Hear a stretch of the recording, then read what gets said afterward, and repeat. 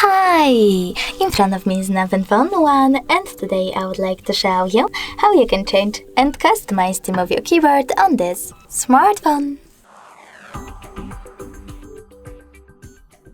Begin with opening settings and scrolling all the way down. After that, you need to select System and go into Languages and Input. Now choose On-Screen Keyboard and Gboard. Finally, click on Theme section, scroll down and choose Show More at the bottom right corners. Now tap on the best theme for you. Manage keyboards thanks to this switcher and tap on Apply. When I go back, as you can see, theme of mine has changed.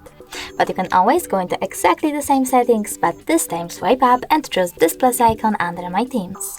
Now select the photo that you wish to apply as your keyboard's background. Pinch it to scale and drag it to move. Now tap on Next and adjust brightness by swiping left or right. Then you need to click on Done, manage keyboards, and finally select Apply. When I go back this time, as you can see, theme of my keyboard was successfully customized with an image.